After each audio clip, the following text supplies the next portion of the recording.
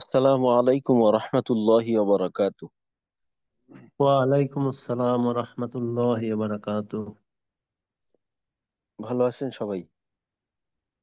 জি আলহামদুলিল্লাহ। উস্তাদ কেমন আছেন? আলহামদুলিল্লাহ ভালো আছি। আচ্ছা, আস্তাগফিরুল্লাহ। যে আমরা প্রথমে দুরূদ শরীফ পড়ে নিই। বিসমিল্লাহির রহমানির রহিম। আল্লাহুম্মা সাল্লি আলা মুহাম্মাদ ওয়া আলা আলি মুহাম্মাদ কামা সাল্লাইতা আলা ইব্রাহিম ওয়া আলা আলি ইব্রাহিম ইন্নাকা হামিদুম মাজিদ। আল্লাহুম্মা বারিক আলা মুহাম্মাদ ওয়া আলা আলি মুহাম্মাদ كما باركت على إبراهيم وعلى آل إبراهيم إنك حميد مجيد.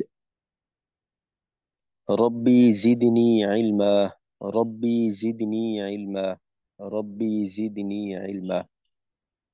رب اشرح لي صدري ويسر لي أمري واحلل عقدة من لساني يفقه قولي وبك نستعين يا مستعان. ربي يسر ولا تعسر وتمم علينا بالخير.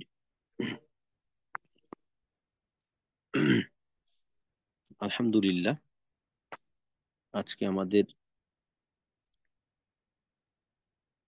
রমজানের পূর্ব প্রস্তুতি এর দ্বিতীয় ক্লাস। ইনশাল্লাহ আজকে আমরা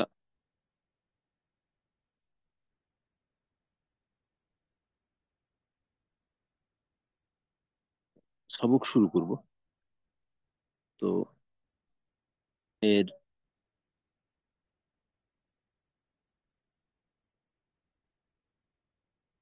তো,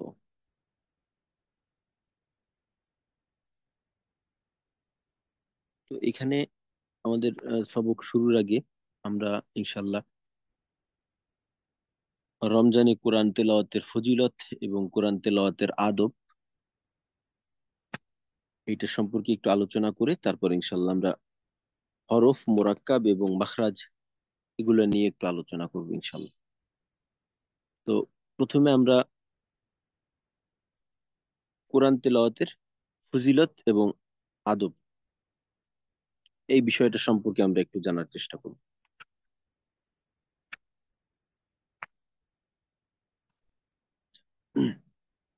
কোরআন তেলাওয়াত আমরা জানি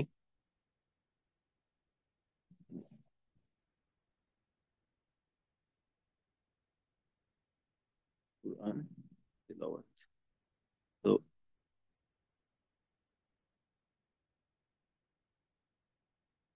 ফজিলত ও আদব।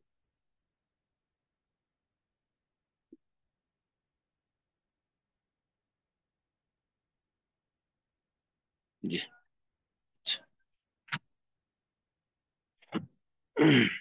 আস্তাগফিরুল্লাহ।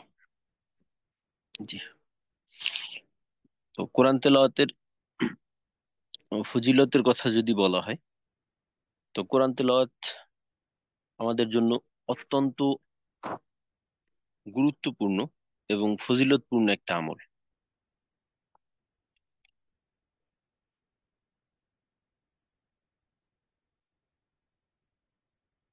হাদিসের মাঝে বলা হয়েছে আফদলুল ইবাদাতি তিলাওয়াতুল কোরআন।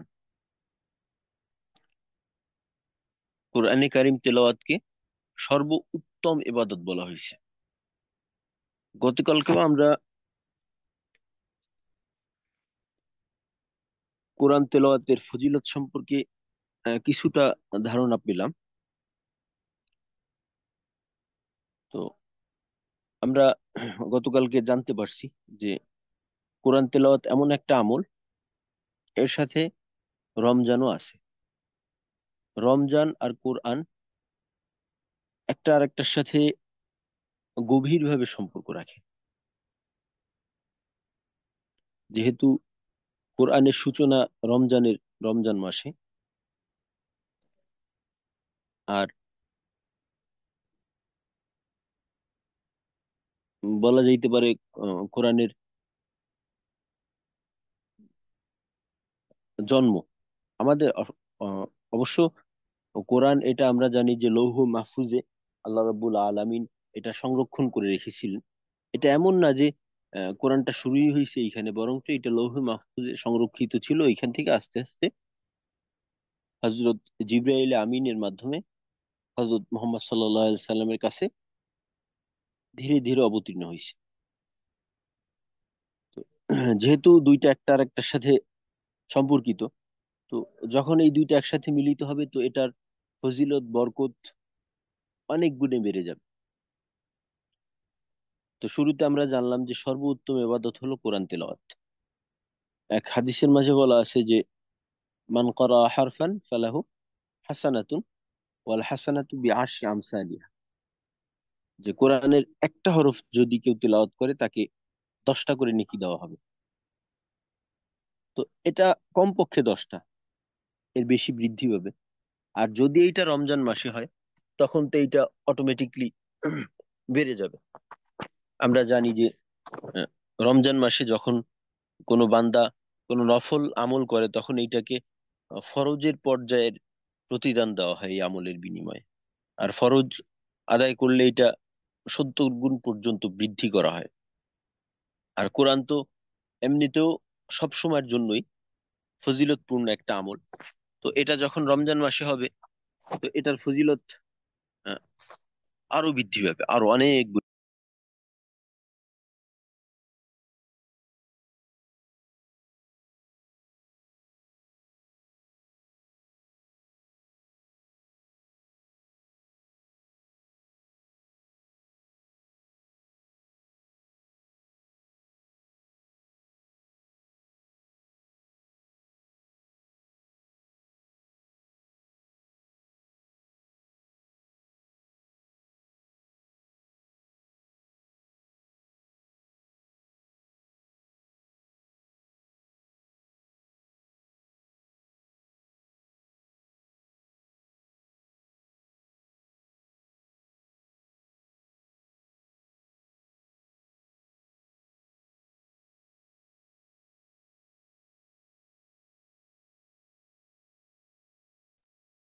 আসসালামু আলাইকুম রহমতুল্লাহ।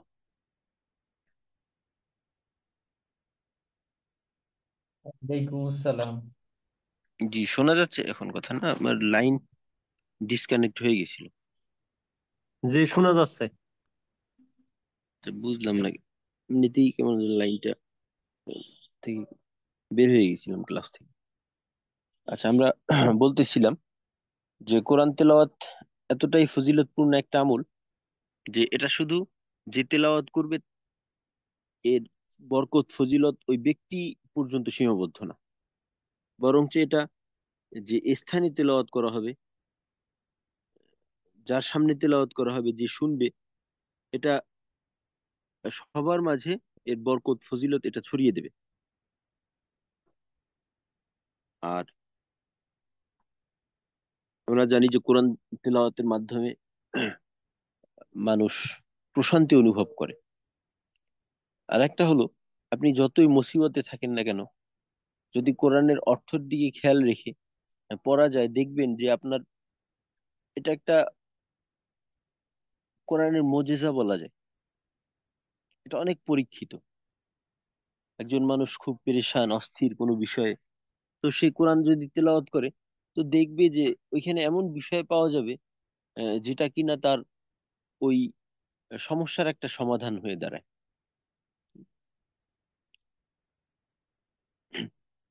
হাদিসের মাঝে বলা হয়েছে যে ব্যক্তি কোরআন তেলাওয়াত করবে,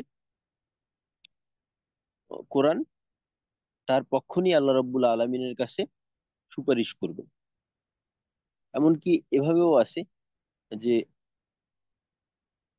সমস্ত বিপদ আপদ, মৃত্যু পরবর্তী যত বিপদ আপদ আছে, কোরআন তার পক্ষ হয়ে আহ, এই বিপদ আপদের মোকাবেলা করবে।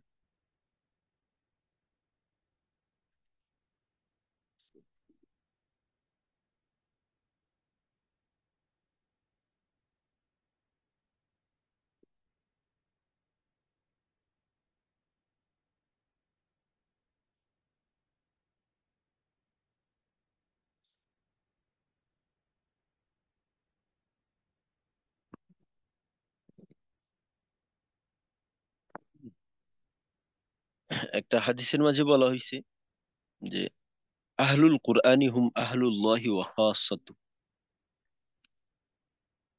যারা কোরআনের সাথে যুক্ত থাকে। এটা হতে পারে আপনি কোরআন শিক্ষার সাথে যুক্ত, কোরআন শেখার সাথে যুক্ত, অথবা কোরআন তেলাওয়াতের সাথে যুক্ত। কোরআনের পরিবারভুক্ত যারা আছে তারা আল্লাহ রাব্বুল আলামিনেরও পরিবারভুক্ত, আল্লাহ রাব্বুল আলামিনের পরিবারের সদস্য, এবং আল্লাহ রাব্বুল আলামিনের বিশেষ লোক। দুনিয়াতে কিন্তু এই বিষয়টা খুবই ইফেক্টিভ, যে যদি কোনো পাওয়ারফুল একজন লোক থাকে, ক্ষমতাবান একজন লোক থাকে, আমরা যখন জানতে পারি যে একজন লোক তার খাস লোক, তখন অটোমেটিকলি তার একটা আলাদা গুরুত্ব চলে আসে, আলাদাভাবে তাকে গুরুত্ব দেওয়া হয়, তাকে সুযোগ সুবিধা দেওয়া হয়। তো এখানে বলা হচ্ছে যে তারা আল্লাহ রাব্বুল আলামিনের খাস লোক, একেবারে ক্লিয়ার ভাবে। আহলুল কুরআনি হুম আহলুল্লাহি ওয়া খাসাতু, এমনকি খালি খাসই না, শুধু তার বিশেষ লোকই না, বরঞ্চ তার পরিবারের বিশেষ লোক। একটা হলো যে পারিবারিক ভাবে সম্পর্ক নেই, কিন্তু কাজের কারণে সম্পর্ক হয়ে বিশেষ হয়ে গেল। তার গুরুত্বের থেকে অধিক গুরুত্বপূর্ণ ওই ব্যক্তি যে কিনা পরিবারভুক্ত সাথে সাথে বিশেষ লোক। এইভাবে কোরআন তেলাওয়াতকারীদেরকে আল্লাহ রাব্বুল আলামিন মর্যাদা দিয়েছেন। আর কোরআন তেলাওয়াতের আদব সম্পর্কে যদি বলা হয়, তো যেহেতু কোরআন এমন একটা বিষয়, দুনিয়াতে আমরা আহ, যত জিনিসের অস্তিত্ব আছে, যা কিছু আছে, যেটাই দেখি না কেন আমরা, যেটার অস্তিত্ব ছিল বা সামনে আহ, এটা বাস্তবায়ন হবে বা এখন আছে, সবকিছুই আল্লাহ রাব্বুল আলামিনের সাথে এর সম্পর্ক হলো সৃষ্টি এবং স্রষ্টার। সবকিছুই আল্লাহ রাব্বুল আলামিনের সৃষ্টি, প্রত্যেকটা জিনিসকে আল্লাহ রাব্বুল আলামিন সৃষ্টি করেছেন, স্রষ্টা এবং সৃষ্টির সম্পর্ক। কিন্তু কোরআনের সম্পর্কটা হলো আল্লাহ রাব্বুল আলামিনের একেবারে আহ, সত্তার সাথে। কোরআনের সম্পর্কটা আল্লাহ রাব্বুল আলামিনের সত্তার সাথে, একেবারে আল্লাহ রাব্বুল আলামিনের পক্ষ থেকে, স্রষ্টা সৃষ্টি এরও ঊর্ধ্বে এই সম্পর্কটা। আমরা জানি যে কোরআনের গুরুত্ব এতটাই, এর সংস্রবে যা কিছু আসে প্রত্যেকটা জিনিসই মূল্যবান হয়ে যায়। সেটা সাধারণ একটা কাপড়ের টুকরা, এটার মাধ্যমে কত কিছুই না করা যায়। যখন এটা কোরআনের গিলাফ হিসেবে ব্যবহার করা হয়, অটোমেটিকলি এটার মর্যাদা অন্য সমস্ত কাপড়ের থেকে বেশি হয়ে যায়। আর আরেকটা বিষয় হলো, এটা ফজিলতের মাঝেও ধরা যায় যে কিছু কিছু বিষয় আছে এমন, যেটা আমল করা তো আছেই, বরঞ্চ এটা দেখলেও আল্লাহ রাব্বুল আলামিন সব লেখেন ওই বান্দার জন্য। এর মাঝে একটা হলো বাইতুল্লাহ, আল্লাহর ঘর। এটার দর্শন, এটা দেখলাম, আমি কোনো আমল করলাম না, তাওয়াফ করলাম না, শুধু দেখতে থাকলাম, নেকি লেখা হয়। সন্তানের দৃষ্টি পিতামাতার প্রতি নেক দৃষ্টি, এর মাধ্যমে আল্লাহ রাব্বুল আলামিন এর পক্ষ থেকে বান্দার জন্য সওয়াব লেখা হয়। আর কোরআন এর মাঝে গুরুত্বপূর্ণ। কোরআন শুধু দেখলাম, চোখ দিয়ে দেখতে থাকলাম, তো এর বিনিময়েও সওয়াব লেখা হয়। তো যেখানে ছিলাম, যে কোরআন যার সংস্রবেই আসুক না কেন, ওই জিনিসটা তুচ্ছ থেকে দামি হয়ে যায়। একটা কাঠের টুকরা, যখন এটাকে রিয়াল হিসেবে ব্যবহার করা হয়, তখন এটার সম্মান অনেক গুণে বেড়ে যায়। তো এত বরকতময়, ফজিলতপূর্ণ, মূল্যবান একটা জিনিস, এটা যখন আমরা তেলাওয়াত করব বা বাস্তবায়ন করব বা আমলা করব তখন এর প্রতি আমাদের অনেক ধরনের আদব এর দিকে লক্ষ্য রেখে এই আমলগুলো আমাদের করতে হবে। তো যত মূল্যবান জিনিস আহ, ততই তার কেয়ারটা স্পেশাল হইতে হয়। যদি এইটা একটা জিনিসে যত লাভ তত ঝুঁকি থাকে, তত সতর্কতা অবলম্বন করতে হয় এখানে বেশি। তো কোরআন তেলাওয়াতের ক্ষেত্রেও আমাদের খুব সতর্ক থাকা। এক তো হলো যে পবিত্রতার বিষয়, বাহ্যিক বিষয়, এটা যেমন আছে, যেমন কোরআন যখন তেলাওয়াত করা হবে, যে তেলাওয়াত করবে তার পবিত্রতা, অজু সহকারে তেলাওয়াত করতে হবে। আর যদি কেউ মুখস্থ তেলাওয়াত করে, এখানে সুযোগ আছে যে অজু ছাড়াও সে তেলাওয়াত করতে পারবে, তবে এটা অনুত্তম, এটা ঠিক না। অজু সহকারেই তেলাওয়াত করা। আর যখন কোনো ব্যক্তি আহ জুনুবি থাকবে, অর্থাৎ গোসল ফরজ, এমন ব্যক্তির জন্য তেলাওয়াত নিষেধ। তেলাওয়াত সওয়াবের কাজ, কিন্তু এই পরিস্থিতিতে যদি সে তেলাওয়াত করে তখন এটা গুনার কাজে পরিণত হবে, উল্টা হয়ে যাবে বেয়াদবির কারণে। পবিত্রতার সাথে তেলাওয়াত করা, যে স্থানে বসে তেলাওয়াত করব ওই স্থানটাও, স্থানের পবিত্রতা এটা নিশ্চিত করা। তারপর তেলাওয়াত আহ, সবচেয়ে ভালো হয় বসে তেলাওয়াত করা। নামাজের আমরা যেভাবে বসি, তো ওইভাবে বসে তেলাওয়াত করা। এমন না যে আপনি অন্যভাবে বসে তেলাওয়াত করতে পারবেন না। আদবের সহিত বসা, মোট কথা হলো আদবের সহিত বসে তারপর তেলাওয়াত করা। কিছু কিছু দেখা যায় আমরা যখন হাসুম করে বসি, ওই সময়টায় এমন না যে এটা এইভাবে তেলাওয়াত করলে গুনাহ হবে বা কিছু, তবে এটা আদবের খেলাফ। আপনি যত বেশি আদব দেখাবেন, আপনার আহ, ওই বিষয়ের প্রতি ভক্তি শ্রদ্ধা এইটা প্রকাশ পাবে এবং এর প্রতিদান বৃদ্ধি পাবে। তো আদবের সহিত বসে তেলাওয়াত করা, আহ, দুই হাঁটু ফেলে বসা অথবা এক হাঁটু উঠিয়ে তারপর বসে তেলাওয়াত করা, আদবের সহিত নতজানু হয়ে তেলাওয়াত করা। আর তেলাওয়াতের সময় একাগ্রতার সাথে তেলাওয়াত করা, যদি সম্ভব হয় অর্থর দিকে খেয়াল রেখে তারপর তেলাওয়াত করা। এটা অত্যন্ত গুরুত্বপূর্ণ একটা বিষয়। কারণ কোরআন নাজিল এর উদ্দেশ্য কিন্তু শুধুমাত্র আমি না বুঝিয়ে তেলাওয়াত করলাম এর জন্য না। কোরআন হলো আমাদের জন্য শাহরু রমাদান আল্লাযী উনজিলা ফীহিল কোরআন হুদাল লিন্নাস। কোরআন অবতীর্ণ করা হয়েছে আহ, মানুষদের জন্য পথ প্রদর্শক হিসেবে। তো এখন যদি আমি এটা না বুঝে পড়ি, তখন তো আমি আসলে দিক নির্দেশনাগুলো বুঝতে পারলাম না। তো এজন্য অর্থের দিকে খেয়াল রেখে তেলাওয়াতের চেষ্টা করা। তো এখানে যেটা করণীয় হইতে পারে আমাদের জন্য, বা আমরা যেটা করতে পারি, যে অর্থ সহকারে যে কোরআনগুলি আছে ওগুলি আমি আয়াতটা পড়লাম, পরে অর্থটা পড়লাম। আর আরেকটা বিষয় যেটা বেশি গুরুত্বপূর্ণ, আমি প্রায় ক্লাসেই বলি, কমপক্ষে জীবনে একবার হলেও অর্থ সহকারে পুরো কোরআন একবার খতম করা। অর্থ সহ পুরো কোরআন একবার হলেও কমপক্ষে খতম করা, এটা আমাদের জন্য খুব বেশি গুরুত্বপূর্ণ। কারণ আল্লাহ রব্বুল আলমিনের পক্ষ থেকে আমাকে একটা বার্তা দেওয়া হলো, আমি কোনোদিন জানারও চেষ্টা করলাম না যে এই পুরা বার্তাটা কি ছিল। তাই জন্য জীবনে কমপক্ষে একবার হলেও অর্থ দেখে দেখে অর্থ সহকারে একবার পুরা কোরআন খতম করা। আর আরেকটা হলো যে যে সমস্ত বিষয়গুলো আমাদের বেশি প্রয়োজন হয়, যেমন নামাজে আমরা যে সূরাগুলোর মাধ্যমে নামাজ আদায় করি, এই সূরাগুলোর অর্থটা মুখস্থ করে নেওয়া, শব্দ বাই শব্দ আকারে আহ, সম্ভব না হলেও কমপক্ষে আয়াত বাই আয়াত অর্থটা মুখস্থ করে তারপর তিলাওয়াত করা। এর মাধ্যমে যেটা হবে যে আমরা যখন নামাজ পড়বো, নামাজের যখন আয়াতগুলো তিলাওয়াত করব, অর্থের দিকে খেয়াল গেলে আমাদের মনোযোগ এটা বৃদ্ধি পাবে।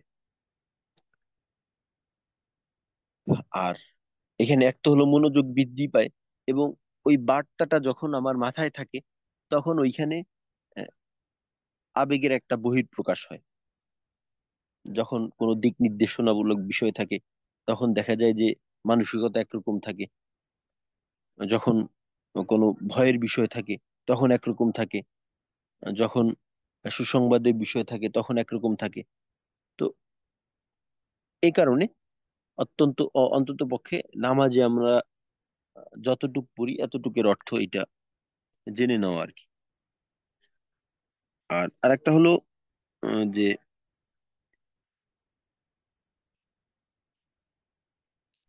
তেলাওয়াত যখন আমরা করব ওই সময়টায় আমাদের আশেপাশে পরিবেশটার দিকে একটু লক্ষ্য রেখে তেলাওয়াত করা, পরিবেশটা ভালো, ভালো পরিবেশে এটা নিশ্চিত করা যত দূর সম্ভব। নামাজের স্থানে বসে তেলাওয়াত করাটা সবচেয়ে উত্তম হয়। কারণ একটা বিষয় কি, অনেক সময় দেখা যায় যে এমন পরিবেশে তেলাওয়াত করতেছি আশেপাশে মানুষ কাজে ব্যস্ত, যার যার কাজে ব্যস্ত বা এই ধরনের কিছু। তো ওই সময় যেটা হয় যে তেলাওয়াতের প্রতি তারা মনোযোগী হয় না, মনোযোগী থাকে না। তখন আহ, আমি তেলাওয়াত করতেছি অথচ আমার তেলাওয়াত ওই সমস্ত ব্যক্তিদের জন্য গুনার কারণ হইতেছে।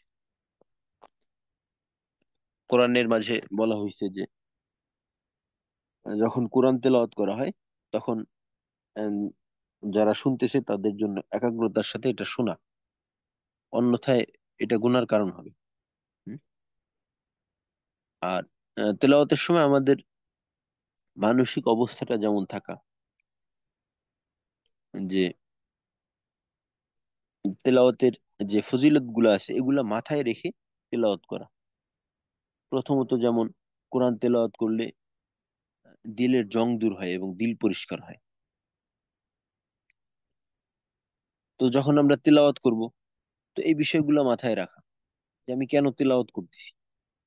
কোরআন তেলাওয়াত করলে আল্লাহ রাব্বুল আলামিনের সাথে মহব্বত বৃদ্ধি পায় এবং তার নৈকট্য লাভ হয়। তো এরকম আরো যে ফজিলতের কথাগুলো আলোচনা হইলো, তো এইগুলা মাথায় রেখে তেলাওয়াত করা, এতে করে আগ্রহটা আরো বৃদ্ধি পাবে। পরবর্তী বিষয় হলো কোরআন তেলাওয়াতের সময় আমার মানসিকতাটা কেমন থাকবে। আহ, যেমন ধরেন আল্লাহ রাব্বুল আলামিনের পক্ষ থেকে বলা হচ্ছে যে পড়ো, আমার কোরআন কেমন পড়তে পারো, আমি শুনবো। তো আমার খেয়ালটা এমন থাকবে যে আল্লাহ আমাকে বলতেছেন যে তুমি কোরআন পড়ো, আমি তোমার তেলাওয়াত শুনবো। তো এই মানসিকতা নিয়ে তেলাওয়াত করা, যে আমি আল্লাহ রাব্বুল আলামিনকে শুনানোর জন্য তেলাওয়াত করতেছি, আল্লাহ রাব্বুল আলামিনকে শুনানোর জন্য তেলাওয়াত করতেছি।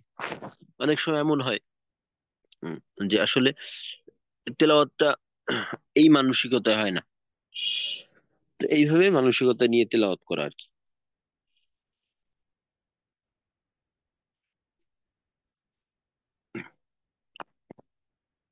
এছাড়া যখন কোরআন তেলাওয়াত করব তখন অবশ্যই তেলাওয়াতের শুরুতে আউজুবিল্লাহ পড়ে তারপর তেলাওয়াত শুরু করা। আর বিসমিল্লাহ পড়া, আউজুবিল্লাহ পড়া এটা গুরুত্বপূর্ণ। যদি এবং প্রত্যেকটা সূরার শুরুতে বিসমিল্লাহ পড়ে পড়ে তেলাওয়াত শুরু করা। আর তেলাওয়াতের শুরুটা চাই সূরার শুরু থেকে হোক অথবা কোরআনের যে কোনো আয়াত থেকে হোক, সূরার শুরু না সূরার মধ্য থেকে হোক। তো এই ক্ষেত্রে আউজুবিল্লাহ বিসমিল্লাহ বলে শুরু করা। আর পরবর্তীতে একটা সূরা শেষ হওয়ার পর অপর একটা সূরা যখন শুরু হবে তখন শুধুমাত্র বিসমিল্লাহ বলে তার পরবর্তীতে পড়া। আর কোরআন নফল তেলাওয়াতের সময় সর্বদাই দেখে দেখে পড়ার চেষ্টা করা। অনেক সময় দেখা যায় যে আহ, যেমন আমি খতম করতেছি, খতমের সময় দেখা গেল যে একটা সূরা যেটা কিনা আমি মুখস্থ পারি, তো না দেখে পড়লাম। তো না দেখে পড়ার চাইতে দেখে দেখে পড়লে কোরআনের সওয়াব এইটা বৃদ্ধি পায়, দ্বিগুণ হয়ে যায় কোরআন দেখে দেখে পড়লে। তো কোরআন দেখে দেখে পড়া। আর এই ক্ষেত্রে একটা বিষয় যেটা হয় যে আমরা অনেক সময় অলসতার কারণে বা ব্যস্ততার কারণে আমরা মোবাইলে দেখে দেখে কোরআন তেলাওয়াত করি। তো এটা না করে সরাসরি কোরআনের কোরআন হাতে নিয়ে, কোরআনের কপি হাতে নিয়ে ওইটা তেলাওয়াত করা। কারণ আমরা মোবাইল বিভিন্ন কাজে ব্যবহার করি। তো এমন না যে মোবাইল দেখে কোরআন পড়লে আহ, তেলাওয়াত হবে না বা কিছু। তবে অবশ্যই উত্তম হলো সরাসরি কোরআন হাতে নিয়ে তেলাওয়াত করা। তো ইনশাল্লাহ তেলাওয়াতের সময় আমরা এই বিষয়গুলো অবশ্যই মাথায় রেখে তারপর আমরা তেলাওয়াত করব।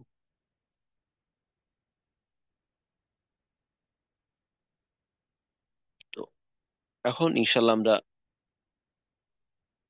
একটু পড়াগুলো দেখার চেষ্টা করি।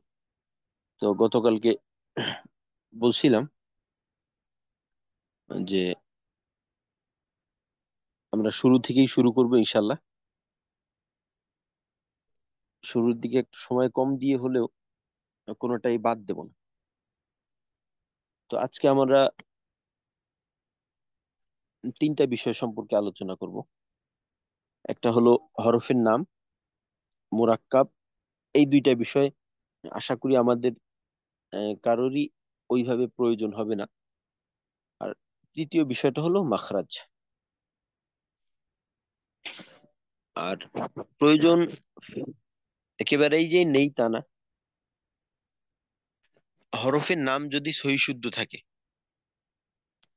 হরফের নাম সহি শুদ্ধ থাকলে যে বিষয়টা হয় ওইটা হলো যে আহ, হরফের নাম যখন সহি শুদ্ধ থাকে তখন আমাদের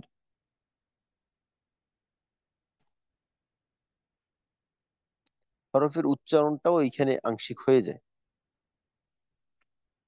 যদি কোনো ব্যক্তির হরফের নাম সহি শুদ্ধ থাকে তখন দেখা যায় যে হরফের উচ্চারণটাও তার কিছুটা হয়ে যায়। যেমন ধরেন আহ, একটা হরফ বদ, বদ, এই নামটা যদি আপনি সহি শুদ্ধ ভাবে উচ্চারণ করতে পারেন, বদ, তখন দেখা যাবে যে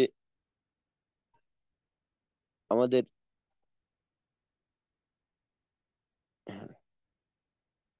দদের উচ্চারণটাও একটা অবস্থায় এখানে চলে আসে। সেটা হলো যে জবর, জবরের সময় দদের উচ্চারণটা কেমন হবে এইটা এখানে চলে আসে। দ, দদ, এখানে দ, তারপর তো, এখানে জবরের উচ্চারণটা চলে আসছে তো। তো এই জন্য হরফের নামটাও সহিশুদ্ধ করে রাখা। তাছাড়া আমাদের উম, অনেক সূরার শুরুতে দেখা যায় যে হরফের নাম এইটা পাওয়া যায়। যেমন ইয়াসিন, তসিম, মিম ইত্যাদি। তো এই জন্য হরফের নামটা অন্তত পক্ষে হরফের নামটা ঠিক করা। তো এখানে হরফগুলো দেওয়া আছে। তো আমি একবার অল্প সময় নিয়ে আপনাদেরকে নামগুলা পড়ে একবার শুনাই। বিসমিল্লাহির রহমানির রহিম।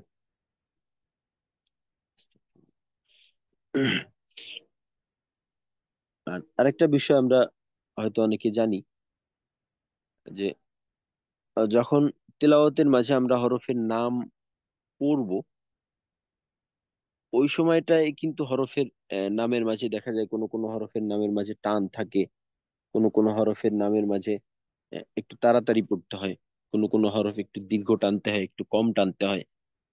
তো এই বিষয়গুলো সহজে মনে রাখার জন্য আমরা একটা টেকনিক ব্যবহার করতে পারি। যে যে সমস্ত হরফের নাম বাংলায় লিখলে একটা অক্ষরের প্রয়োজন হয়, একটা অক্ষর, তো ওই সমস্ত নামের মাঝে একালিফ পরিমাণ টান দিতে হয়। যেমন বা, তা, সা, তারপর র, জা, এভাবে। আর যে সমস্ত হরফের নাম বাংলায় লিখলে একাধিক অক্ষরের প্রয়োজন হয়, দুইটা অথবা তিনটা, তো ওই সমস্ত নামের হরফকে তিন আলিফ, চার আলিফ, তিন থেকে চার আলিফ পরিমাণ টানতে হয়, চার আলিফ। যেমন জিম, দাল, এভাবে। তবে এই ক্ষেত্রে হামজা এবং আলিফ, হামজা এবং আলিফ এই দুইটা হরফের নামের মাঝে মোটেও টান নেই। এগুলো হলো টান ছাড়া। এই এতটুকু বিষয় আমরা যদি মনে রাখি, তখন দেখা যাবে যে আমাদের হরফের নামটা, নামের ক্ষেত্রে মাদের পরিমাণটা ঠিক থাকবে। তো হরফ যখন আমরা কোরআনের অংশ হিসেবে না পড়ে স্বাভাবিকভাবে পড়বো, যেমন এখন আমরা পড়তেছি, এটা কোরআনের অংশ হিসেবে না। তো এই ক্ষেত্রে আমাদের টানের তারতম্য হইলে, বা যদি আমরা টান ছাড়া স্বাভাবিকভাবে পড়ি, সমস্যা নেই। তবে যখন হরফের নামটা তেলাওয়াতের অংশ হবে, যেমন একটু আগেই বললাম ইয়াসিন, এই যে তেলাওয়াতের অংশ হিসেবে পড়লাম, আলিফ লাম মিম, তো ওই ক্ষেত্রে কিন্তু আমাদের অবশ্যই টান সহকারেই পড়তে হবে, এই বিষয়টা খেয়াল রেখে পড়তে হবে। তো আমি একবার পড়ে শোনাচ্ছি ইনশাল্লাহ। বিসমিল্লাহ। আলিফ, বা, তা, সা, জিম, হা, খ, দাল, জাল, ضاء، زاء، سين، شين، صاد، ضاد، طاء، ظاء، عين، غين، فاء، قاف، كاف، لام، ميم، نون، واو، হা, হামজা, ইয়া। তো ইনশাল্লাহ এভাবে আমরা হরফের নামগুলাকে পড়ব। তো এখানে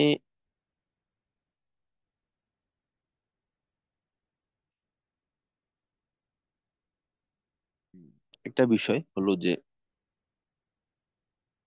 হামজা এবং আলিফ এই দুইটা হরফের মাঝে, হামজার মাঝে হামজা হরফটা পাওয়া যায় না হামজার নামের মাঝে। আর আলিফ এই হরফের নামের মাঝেও এই হরফটা পাওয়া যায় না। আর বাকি যে 27টা হরফ আছে, প্রত্যেকটা হরফের নামের মাঝে ওই হরফটা কিন্তু পাওয়া যায়। যেমন ধরেন বা, এই হরফের নামের মাঝে বা হরফটা আছে। সিন, এখানে 3টা হরফ আছে, সিন, ইয়া, নুন। তবে সিন হরফটাও এর নামের মাঝে আছে। হামজার মাঝে হা, মিম, জা এবং হা শেষে, এখানে কিন্তু হামজা নেই, হামজা হরফটা নেই। ঠিক আলিফের মাঝে হামজা, লাম এবং ফা। তো এবার একজনে এই নামগুলো একটু পড়ে শোনান। কে শোনাবেন?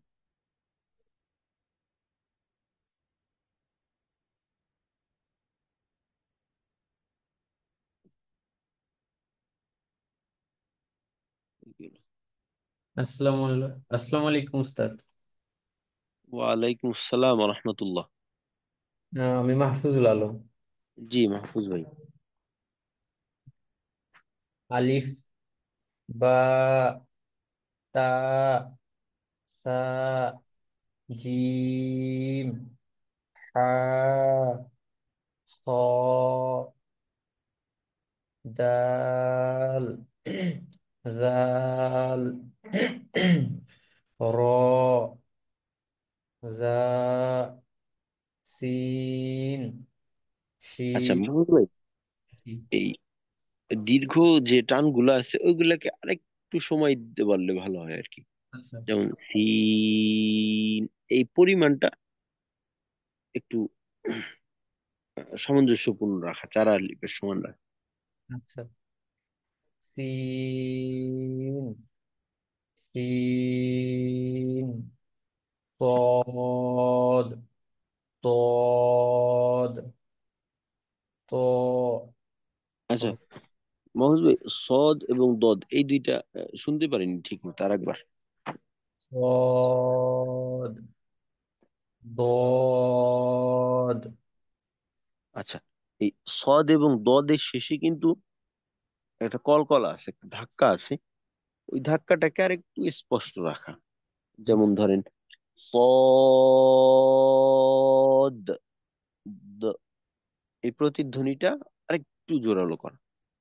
আর একবার। صاد، ضاد، طاء، ظاء، عين، غين، فاء، قاف، كاف، لام، ميم، نون، واو، ها، همزة، يا، হাম জাহ, এখানে যা, হাম জাহ, همزة، অর্থাৎ হ্যাঁ এখানে জিমের মতো যেন হাম জাহ না, জাহ, হাম همزة. জাহ, জাটাকে আর একটু স্পষ্ট করা। আচ্ছা ঠিক আছে, জি ঠিক আছে, মাশাআল্লাহ, জাযাকাল্লাহু খাইর। তো এভাবে এখানে পরবর্তীতে বিভিন্ন বিষয় দেখানো হয়েছে, ওই যেটা আমরা এতক্ষণ বললাম যে কতটুকু কি টানবো ইত্যাদি। তারপর এখানে যে বিষয়গুলো আছে আশা করি আমাদের এটা প্রয়োজন হবে না। আর আরেকটা বিষয় হলো যে আহ, যে আমরা এখানে যারা আছি, তো আমরা তো মোটামুটি ভাবে একটা ইন্টারভিউ দিয়ে আসছি। তো এর মাধ্যমে বোঝা যায় আসলে আমাদের এই বিষয়গুলো একেবারে পরিপূর্ণভাবে দেখার প্রয়োজন নেই। তো এটা হলো আমার ধারণা। তো অনেক ক্ষেত্রে দেখা যাইতে পারে আমরা তো একজন না, কয়েকজনই আছি, প্রায় 20 জনের মতো আছি এখন এই মুহূর্তে। তা আমাদের সবার অবস্থা এক নাও থাকতে পারে। তো এই ক্ষেত্রে কারো যদি কোনো বিষয়ে একটু অস্পষ্টতা থাকে, তো এটা আমাকে অবশ্যই কিন্তু জানাইতে হবে। এখানে কোনো বিষয়কে নিজের মাঝে সীমাবদ্ধ করে রাখা যাবে না। তো এখন বিষয় হলো যে হরফের ক্ষেত্রে আহ, বিশেষ করে সামনে এখন আমরা একটু মোরাক্কাবটা একটু শুধুমাত্র দেখার চেষ্টা করব। তো হরফের নাম এবং মোরাক্কাব, অর্থাৎ মোরাক্কাব বলতে যুক্ত বর্ণ, তো এই ক্ষেত্রে আমাদের কারো কোনো সমস্যা হয় কিনা। একটা হলো হরফের নাম, আর একটা হলো যুক্ত বর্ণ যখন লেখা থাকে, তো ওগুলা চিনতে আমাদের কারোর কোনো সমস্যা হয় কিনা। এমন কি কেউ আছি যাদের যুক্ত বর্ণ চিনতে সমস্যা হয়?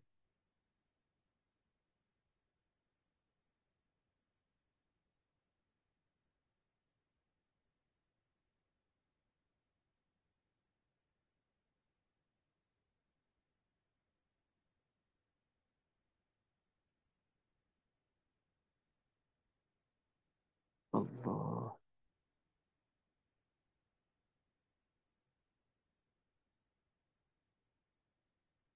জি, এখানে যুক্ত বর্ণ দেওয়া আছে, যে একটা হরফ আমরা তো জানি যে আরবি হরফ, এটার মাঝে একটা ভিন্নতা দেখা যায়। আরবি লেখার ক্ষেত্রে এটার একক রূপ একরকম থাকে, যখন এটা একটা শব্দের মাঝে বা শুরুতে শেষে চলে আসে, তখন এর রূপটা আর ঠিক থাকে না। তো এটাকে বলা হয় মুরাক্কাব, অর্থাৎ যুক্ত করে লেখা, একটা হরফকে আর একটা হরফের সঙ্গে মিলিয়ে লেখা।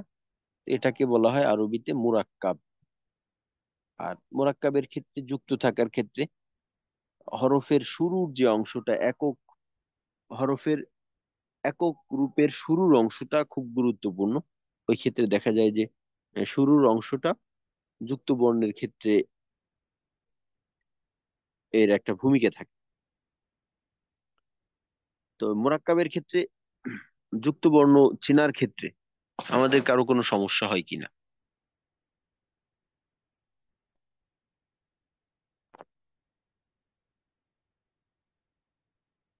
না বললেও হাত দেখাইলেও বুঝতে পারবো আমি, সমস্যা নেই।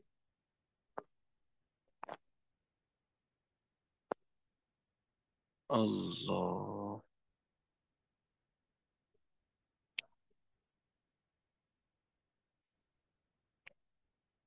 জি, আচ্ছা, ঠিক আছে, আলহামদুলিল্লাহ। সমস্যা হবে না হয়তো আমাদের, ইনশাল্লাহ। তো তারপরেও এই যে পিডিএফ গুলি আছে, তো এগুলা এই পেজে ইনশাল্লাহ দিয়ে দেওয়া হবে। তো যদি সমস্যা থাকে, ওইখান থেকে দেখে পরবর্তীতে আমাকে জানাবেন। আর এই পিডিএফ গুলা সংগ্রহে রাখবেন। আপনার জন্য প্রয়োজন না হলেও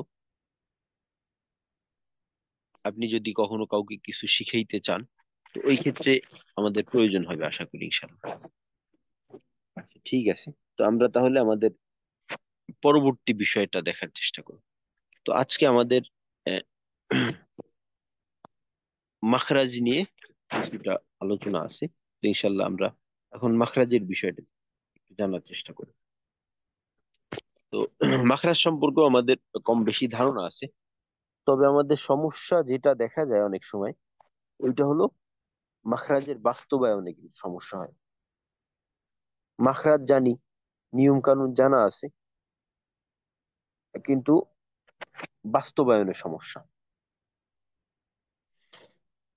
তো ইনশাল্লাহ আজকে আমরা মাখরাজ সম্পর্কেও একটু জানবো, এর সাথে মাখরাজের বাস্তবায়ন, এর সাথে সাথে মাখরাজের বাস্তবায়নটাও দেখে নেওয়ার চেষ্টা করব। তো আমরা জানি যে মাখরাজ কাকে বলে। মাখরাজ বলা হয়, এর শাব্দিক অর্থটা হলো হরফের উচ্চারণের স্থান। হরফের উচ্চারণের স্থান, একটা আওয়াজ তৈরির জন্য আমরা যা ব্যবহার করি, মুখের যে অংশটা ব্যবহার করি বা এই আওয়াজটা তৈরি করতে যে জিনিসের ব্যবহারটা করি, এইটাকে বলা হয় মাখরাজ, বের হওয়ার স্থান। তো আরবি হরফ হলো 29টি, মাখরাজ হলো 17টি। তো মাখরাজ বা আরবি হরফ উচ্চারণের জন্য পাঁচটা, মোটমাট পাঁচটা জায়গার প্রয়োজন হয়।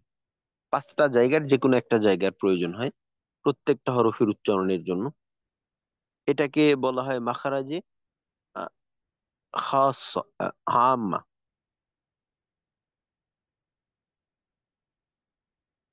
তো এই পাঁচটা জায়গা হলো, আচ্ছা, এই পাঁচটা জায়গা সম্পর্কে আমরা পিছনের যারা ব্যাচে, যে কোনো ব্যাচে ছিলেন, ওই সমস্ত ব্যাচে এইগুলা আলোচনা হয়েছে।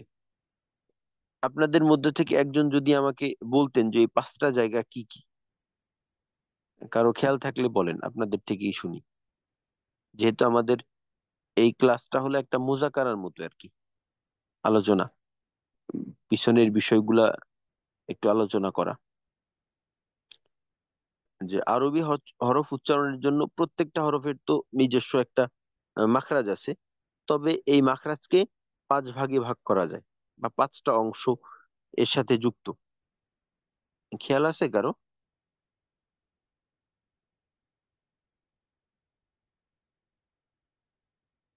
আচ্ছা, যাই হোক, এই পাঁচটা অংশ হলো প্রথমত কণ্ঠনালী, অর্থাৎ গলা। কণ্ঠনালীর থেকে তিনটা মাখরাজ পাওয়া যায়। দ্বিতীয়ত হলো জিহ্বা, তো জিহ্বার থেকে 10টা মাখরাজ পাওয়া যায়। 3 নম্বরে হলো দুই ঠোঁট, দুই ঠোঁটের থেকে 2টা মাখরাজ পাওয়া যায়। চতুর্থ হলো মুখের খালি জায়গা, অর্থাৎ একেবারে আমাদের আওয়াজের উৎপত্তি স্থল হলো আমাদের বাতাস, বাতাসে শুরু হয় ফুসফুস থেকে, তো ওইখান থেকে নিয়ে একেবারে ঠোঁটের আগ পর্যন্ত যে খালি জায়গাটা আছে, এই জায়গার থেকে একটা মাখরাজ পাওয়া যায়। আর সর্বশেষ হলো নাকের বাসি, নাকের বাসি থেকে একটা মাখরাজ হয়। তো এটাকে আরবিতে বলা হয় হলক মানে কণ্ঠনালী, লিসান মানে জিহ্বা, তারপর শাফাতাইন মানে দুই ঠোঁট, তারপর হলো আল জাউফ অর্থাৎ খালি জায়গা, আর 3 নম্বরে হলো আল খৈশুম অর্থাৎ নাকের বাসি, নাসিকা মূল। তো আরবি হরফগুলো আসলে এ- এই 5টা জায়গার যে কোনো একটা জায়গা ব্যবহারের মাধ্যমে উচ্চারিত হয়ে থাকে আর কি। তো 1 নম্বরে হলক, 2 নম্বরে লিসান জিহ্বা, 3 নম্বরে হলো শাফাতাইন দুই ঠোঁট, 4 নম্বরে হলো আল জাউফ অর্থাৎ মুখের খালি জায়গা, 5 নম্বরে হলো আল খয়সুম অর্থাৎ নাকের বাসি। তো এইখান থেকে আমরা সবগুলো মাখরাজ পাবো আর কি। তো 1 নম্বর মাখরাজ কণ্ঠনালী বা হলকের শুরু থেকে হামজা, হা, হামজা এবং হা। তো যেমন হামজার উচ্চারণটা হবে আ, এই, উ। এইখানে একটা প্রশ্ন থাকতে পারে যে আমরা এই হরফের নাম পড়ার সময় কিন্তু একটা বিষয় ক্লিয়ার হয়েছি যে হামজার হরফের মাঝে কিন্তু এই হরফটার হামজার হরফের নামের মাঝে হামজা হরফটার অস্তিত্ব নেই। তো এই জন্য কেউ যদি বলে যে হামজার মাখরাজ হলো হলকি সুর, আসলে হামজার মাখরাজ না, হামজার উচ্চারণের মাখরাজ। হরফের এই জন্য হরফের সংজ্ঞাটা, এই মাখরাজের সংজ্ঞাটা হলো হরফের উচ্চারণের স্থানকে মাখরাজ বলে, হরফের নামের উচ্চারণের স্থানকে কিন্তু মাখরাজ বলা হয় না, হরফের উচ্চারণের স্থানকে। তো এখানে হামজা এবং হা এদের মাখরাজ হলো হলকের শুরু বা কণ্ঠনালীর শুরু, এখান থেকে হামজা, হা। যেমন আ, ই, উ, এভাবে হা, হি, হু, এভাবে। তো হামজার ক্ষেত্রে যে বিষয়টা হয় কণ্ঠনালীর, আমরা এই এখানে একটা মাখরাজে 2টা হরফ পেলাম, 1 নম্বর মাখরাজে 2টা হরফ, এভাবে অন্যান্য মাখরাজের মাঝেও দেখা যায় যে একাধিক হরফ থাকে। তো একই মাখরাজে যখন একাধিক হরফ থাকে ওই ক্ষেত্রে একটা বিষয় হলো যে এক হরফে 2 মাখরাজ থাকা এর অর্থ এই না যে 2টা হরফের উচ্চারণটা একেবারেই একটা পয়েন্ট থেকে হয়, 2টা হরফের উচ্চারণ কিন্তু একই পয়েন্ট থেকে হয় না, বরঞ্চ দেখা যায় যে 2টা হরফের উচ্চারণ একই জায়গার 2টা পয়েন্ট থেকে হয়। যেমন ধরেন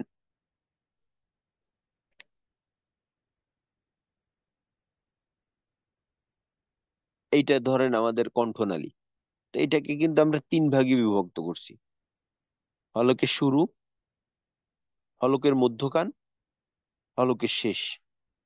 তো আমাদের কণ্ঠনালীটা যেহেতু লম্বা, এখানে অন্তত 4 আঙ্গুল পরিমাণ জায়গা আছে। তো এটাকে 3 ভাগে বিভক্ত করে হলকের শুরুর পার্টে হামজা এবং হা। তো এখানে আহ, হামজাটা নিচে, হাটা একটু উপরে, হলকের শুরুর নিচের অংশ থেকে, যে অংশ থেকে হামজা হয় এর একটু উপরের অংশ থেকে হয় হা।